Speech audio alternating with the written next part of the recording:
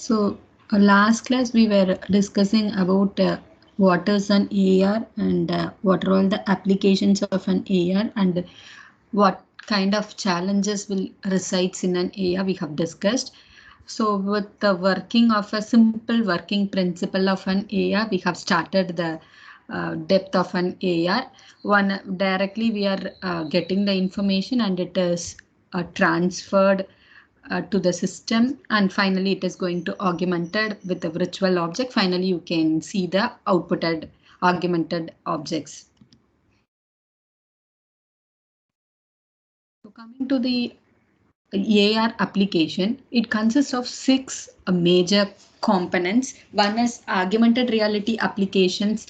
The first one, in the case of an AR application, as we know that it's a computer program that is going to be augment some of the virtual object into the real world object. So to perform this, the simple application, AR application is an AR browser. You might see this example what I have showed you in the last class. So it uses an AR browser. Directly the input will be captured and it will be sent to the processor. The processor will request for the virtual object and the real object content will be added with the virtual object in AR browser, and finally it will be displayed. Final content, augmented content will be ready and that will be displayed into an display devices. So with this, we can see the components. So any AR application, if you take, it consists of AR applications and the content. The content is the final augmented content what we are going to develop with the help of a real and the virtual object. The content includes objects, ideas, stories, or sensory stimuli, and natural experience. Whatever we have, all those things based on the application, you need to decide the content and you have to develop based on the application. And third is an interaction. So when we talks about any reality component, it should satisfy the component of interaction. So every AR experience must be a interactive. How we can make it as an interactive when we are viewing, when as a user, the users are now going to be called as in participants. If the participants is viewing, when wherever he is viewing, he can able to get the entire object. So with the help of the world is an interactive, so that it will allow the participants to view in different directions, and so that he can get the experience, that how the experience will be there. And to get this interaction, there are different devices we can make use of it, just by pressing a buttons or by physical gestures or speaking commands, or different actions we can include it to get a more interactive applications. And along with this, some technology also involved here. So some sophisticated technologies are used to make VR and interactive. We are going to discuss some kind of sensors, how we are going to gather the information from the sensors, and what kind of sensors are going to be used, that we will be talking in the later slides. And the fifth is in physical world, what we call it as in real world. So whatever the every AR experience takes place in the physical world. So the physical world should be captured, or directly the physical world may or may not be exist in the place. We can make a physical world as a virtual also. So with the help of physical world, we can able to generate a simple example specified. You can take directly a picture, a real-time picture, and you can embed whatever you wanted here. The example given here is an Eiffel Tower with a Christmas tree. The original object is an Eiffel Tower and the Christmas tree is embedded onto it or augmented onto it. Or the reverse case can also be applicable. You can make a virtual tower and then you can keep it in anywhere. So any kind, whether you can make it as a real or a virtual world based on the application. And the last important with respect to VR is an participants. The participants are also called as an users. The experience will be gathered from the user. So the finally, however he is experienced, based on that only the final output is going to be there. So the role of AR technology is to provide artificial stimuli to cause the participants to behave something in an occurring that are real. We need to create something which is present real, that feel we need to provide. So in a given scenario, multiple person can be participating or a single person can participate. However, how many participants are participating, that doesn't matter, but it should provide a real feel of whatever we are going to provide it. So any VR applications will mainly focuses on what kind of applications we are going to use, and how the content are going to be generated, how the physical world is going to be used, and what technology we are going to adapt on it, and how it is going to be interactive. And finally, all this will be combinedly to given to the participants to experience the augmented reality component. So in the case of many applications have been developed with the help of AR. So during COVID, many applications has been used for basically for marketing. So the few examples are listed in this link. You can go through it. I will be playing one video which is there in that link. So many examples are provided there, 14 examples. The Amazon hair coloring at Amazon Salon. So many applications are resides there. So among which I'm showing one application where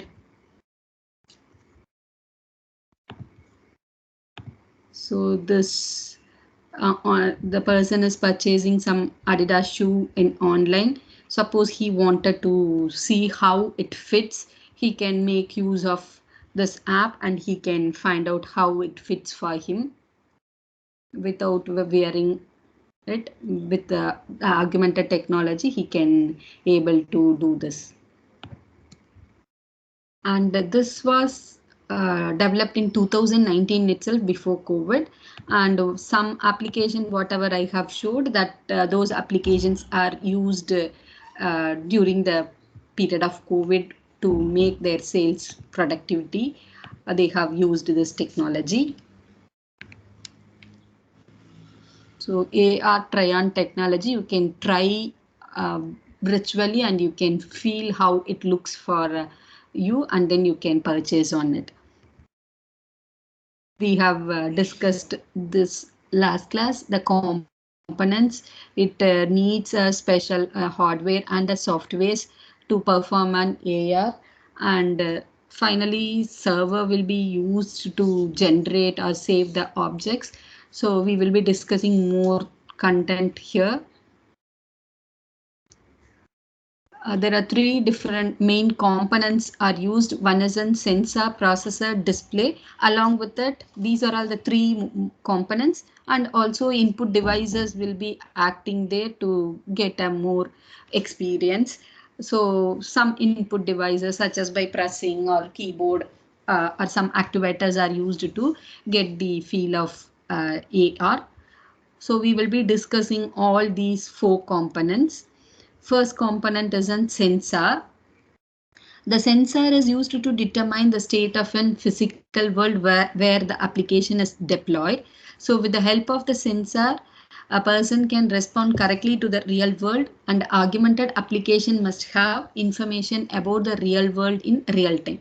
So to make the application, there are different sensors, or the three primary categories of sensors are used in AR systems. They are, the first one is used for tracking, and the next one is used for gathering the environmental information, and the last sensor what we are going to discuss is used for gathering the user input. So for tracking, AR uses, as we have discussed earlier, it uses in spatial registration or temporal registration. So basically, maximum of AI uses and spatial registrations. There must be some mechanism to determine the position and the rotation of the participants. So the position includes the location and the orientation. How we are going to track the location and the orientation with the help of camera or GPS or geoscopic or accelerometric or a compasses, we can make use of it and we can track the positions. So we will be discussing all these devices, how it is going to use. The first one is an sensor used for tracking. Camera is used as a basic sensors for tracking. When we talks about a camera, it is going to capture the information. So computer vision component is required there. So you can see two different types of locations are we have discussed earlier, absolute coordinate and relative coordinates. So when we have this is the table is an real-time object and the vase which is kept on the top of the table is an virtual object. When you use absolute location, when you move this table, the table will be moved out and the vase will be kept as such in the position when you use an absolute location.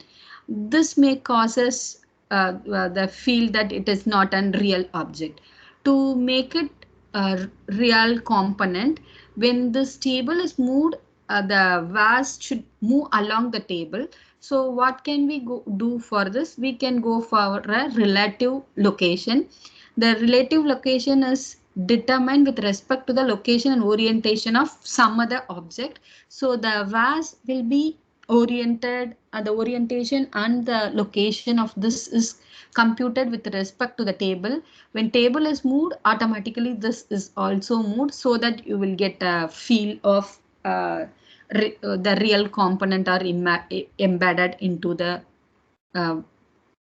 original physical world. So with the help of as I told you, when we go for a camera, it uses some computer vision technologies and all. So the sensors required is a camera. The camera sees the real world and based on what it sees can determine whether it is located and how it is oriented with respect to the scene. So the camera will capture the real world object and it will determine what is the object is located and where it is located, how it is oriented with respect to the screen. All those informations can be gathered with the help of some softwares. We can gather those informations. And there are also some cues in the environment that the camera can be used as a landmark.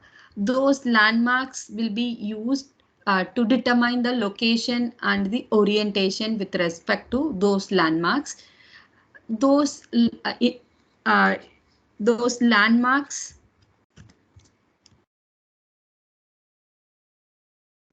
so here you can see something we have registered it. Those are the some landmarks we have it.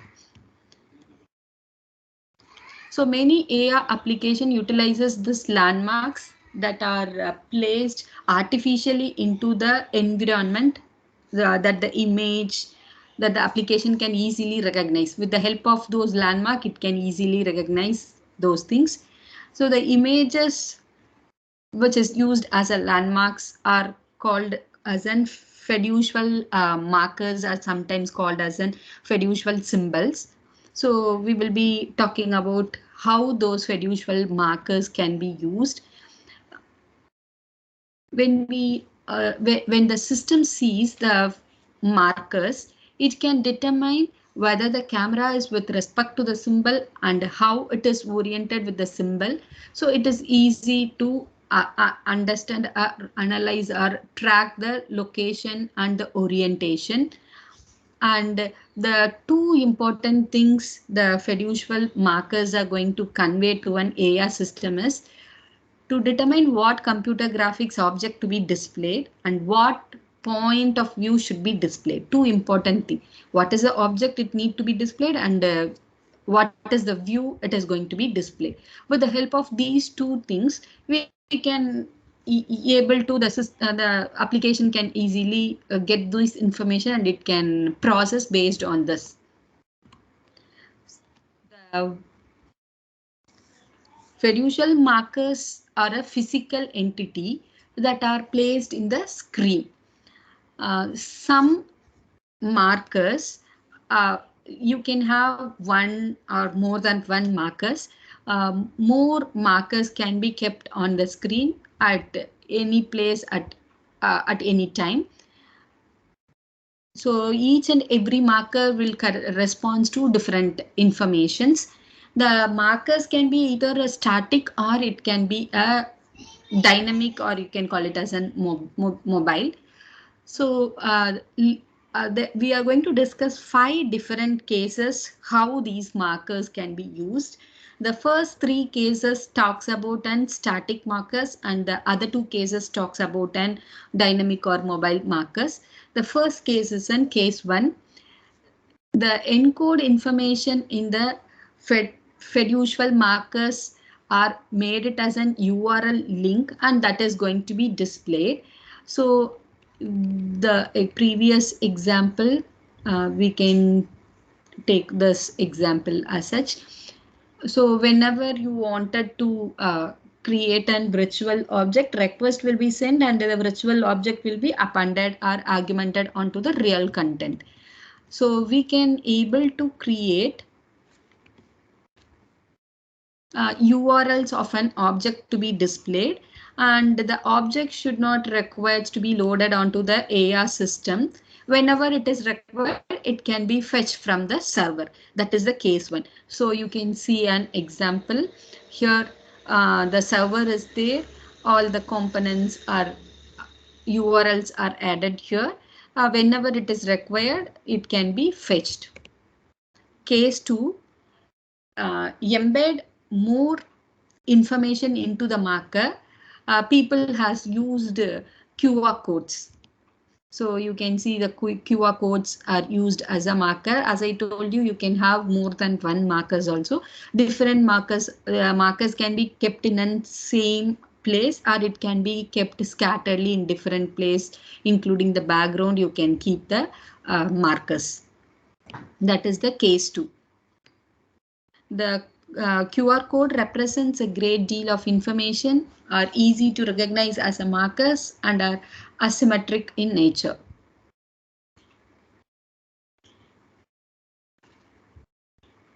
So when in the case when the participants is using an handheld device to interact with the system, but is taking advantage of greater computational power and storage, instead of having entire thing in an handheld devices that can be kept in a remote server, whenever it is required, that can be accessed. That is an advantage of using an case 1, which is server based informations or URL objects. The disadvantage of this technology is every time the person or the participant should be connected with an internet. Without that, he cannot able to get the information. So that is the disadvantage of this. And the case 3, the markers can be attached to physical object. When the physical object moves, the markers moves along with it. So here they have the markers are kept in those places. So when in this example, when an object, you can see, the object is viewed via the smartphone. The information, whatever it is given there, he can able to view in this device itself. The case 4, the first 3 cases are static, as I told you, and from this it talks about an mobile cases. The case 4, the markers are usually it's such as a piece of paper or but whenever we use an electronic device such as laptop screen or iPad or a smartphones, whenever you are trying to move these devices, the markers can dynamically change based on the situation or over the time. Based on it, it can able to change it. That's why it's called a dynamic or a mobile markers. And the case 5 is um, natural features can be used. That's real-time objects can be used as a markers. So some natural or man-made objects provides the same types as the till the case 4s are giving. The example, two examples are provided. The first example, the human face can be recognized and because it can be asymmetric, and it is possible to use a person face in the role of fiducial markers. This has been done great effect by using a face as a marker in AR application that superimposes a virtual mask. Either you can have a sunglasses, or even in our mobile phones, some apps are available. So you can take a photos and you can add sunglasses, or some cartoon pictures you can use instead of that face, that can be available. So all those uses this kind case 5, it comes under. You can see the person as captured via the video webcam, and instead of that it has given some Iron Man face for this person. So that is also possible. And in the second, the natural feature tracking, NFT. The idea of using this natural feature uh, is to aid in visual tracking for augmented reality is developing rapidly as many application uses it. And you can see the skylines is another example by which this is a man-made. As I told you, either you can use a natural or a man-made object. So natural objects are also be used, and man-made object also be used to make as a markers. And next comes so with respect to tracking, we have camera. With the help of camera, we can able to get the in objects, positions, and the locations. And then with the help of GPU also you can perform this. So for with the sensors used for tracking using GPS, as we know that GPS is an navigation system. It utilizes 24 satellites in outer space. You can see 24 satellites in the outer space. The receiver can determine its location in X and Y if it is receives 3 satellites by measuring the amount of time it takes a GPS signal to travel from one satellite to the receiver. So suppose if it is more than 4 or 4 or more than 4 satellites are available, then you can also able to compute the uh, altitude also along X, Y, Z. Also we can able to get it. The AR system can take the advantage of location information provided by the GPS receiver to gain the information about the X, Y, and Z locations. But GPS is not helpful in determining the orientation of receivers in X, Y, Z coordinates. This limits the role of GPS in AR system. But in general, GPS information can still be used to get the advantage if it is available. And the third category by which we can, the sensors used for tracking are gyroscopic accelerometers and compass. The main goal is to get the information about the physical world and to use that information to the AR application. So for that, we have used cameras, and also GPS can be used. And now we will be moving on to the other 3 categories. the common sensors that are used in mobile AR applications when we uses an mobile AR applications. So these are all the three equipments with sensors which is used.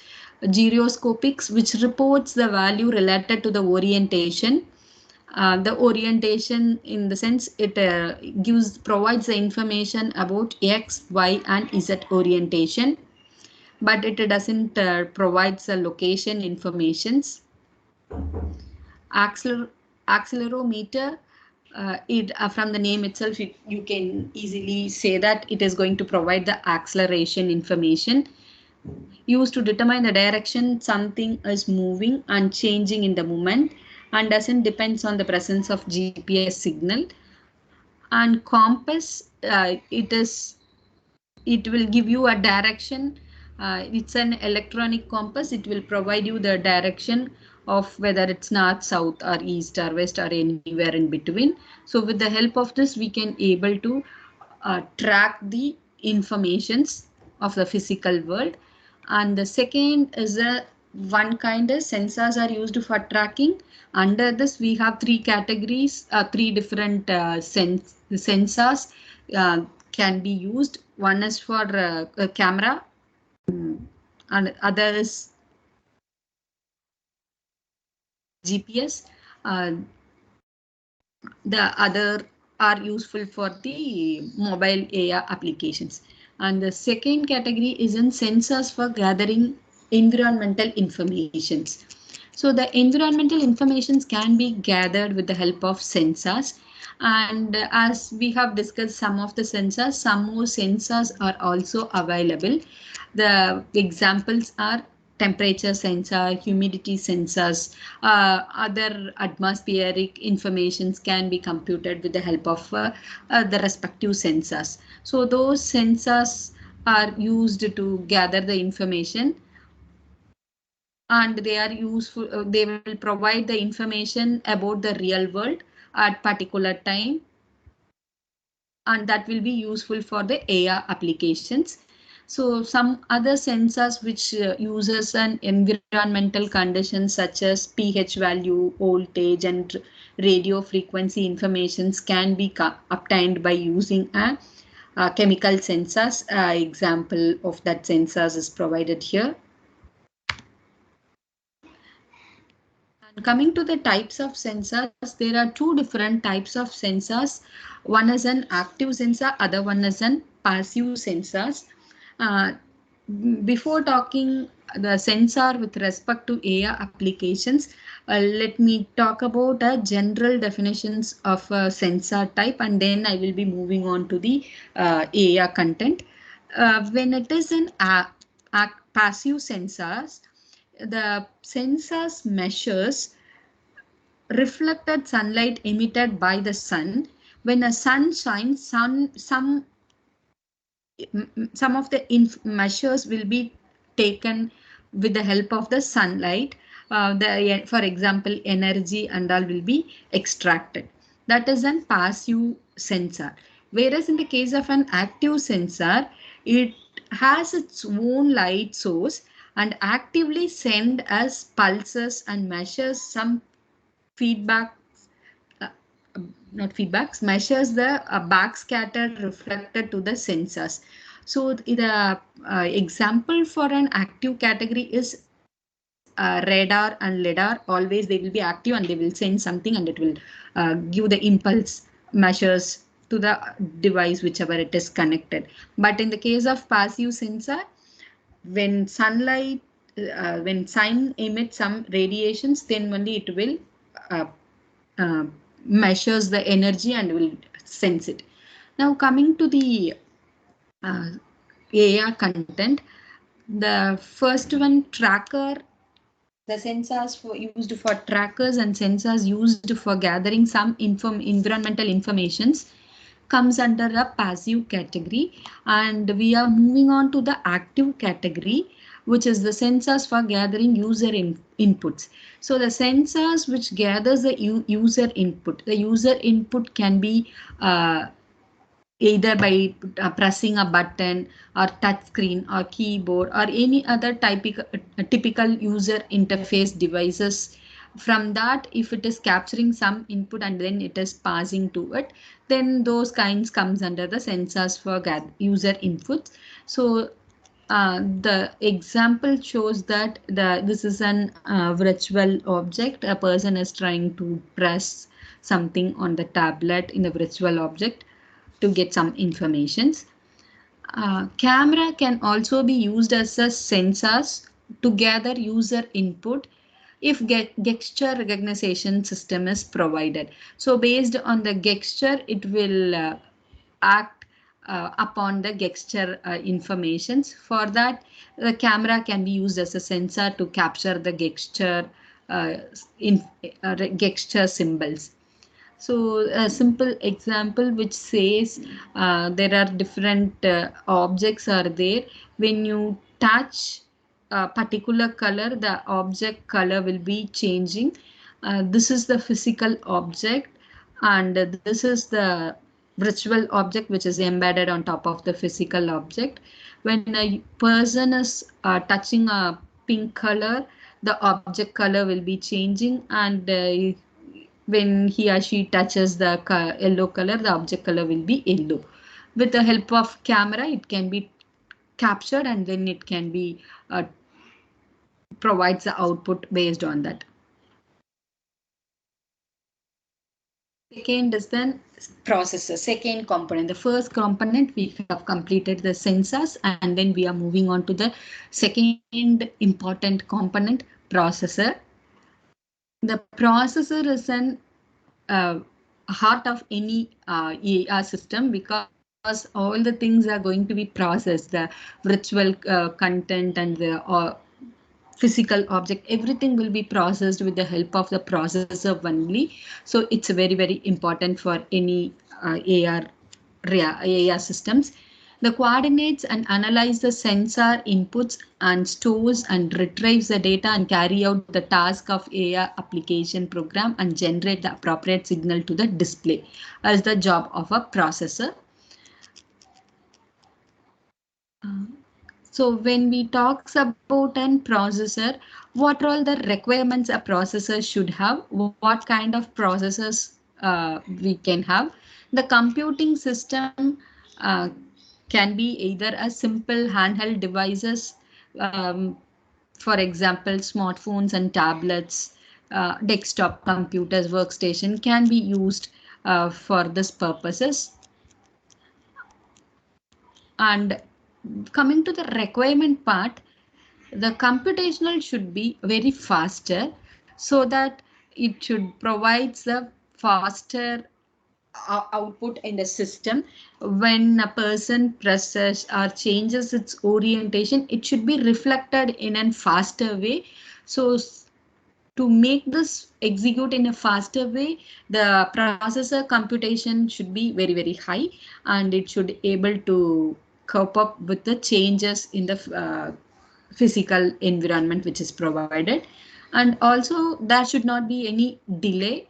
If delay is there, if processor is not computing in a faster time, obviously delay will be there. If delay is there, then the feel of experience will be lost. So to cope up with delay and the computational time, processors should be very high, processors should be used. So when we talks about the screen should be updated smoothly at the rate at the participants in the experience preserves as a constant stream of informations. So based on the participants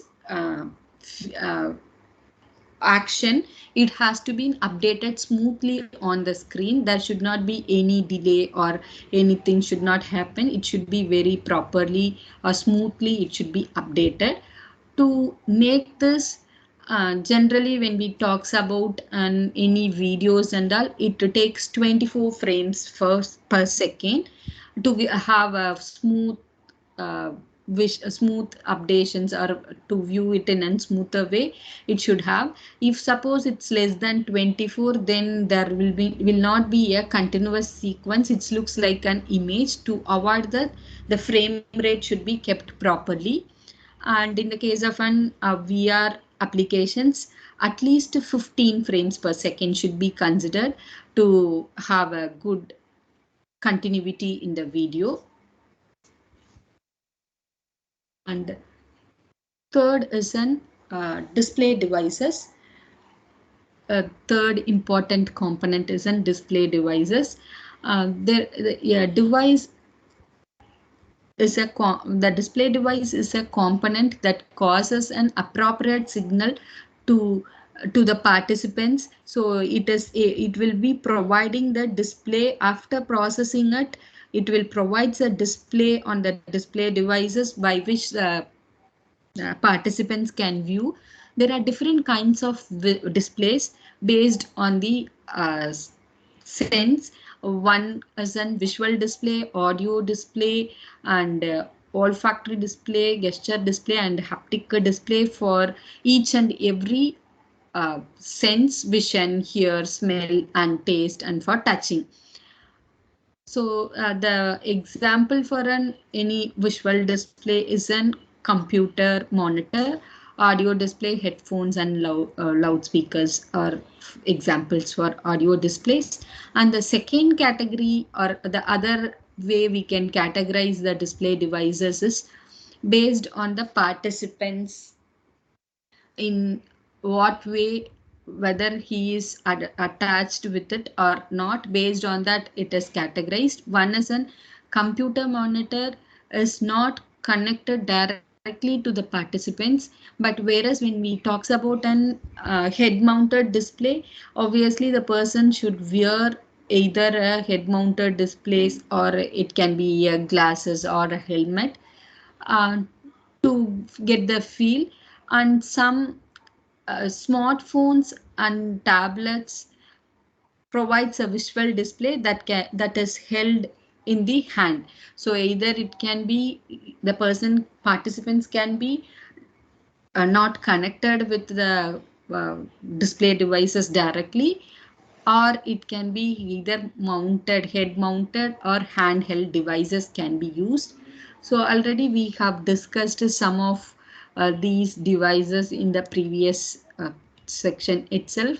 So display devices are monitor based display devices, that is computer monitors, laptop, cell phone, projectors, head mounted display, video see-through displays, and optical displays. So we will discuss these things in an forthcoming class. And the other component what we have is an input devices. So three major components we have covered, two components we have covered: sensors and the processor, and we are in the display devices, and the other component is a input devices that we will be discussing in the next class.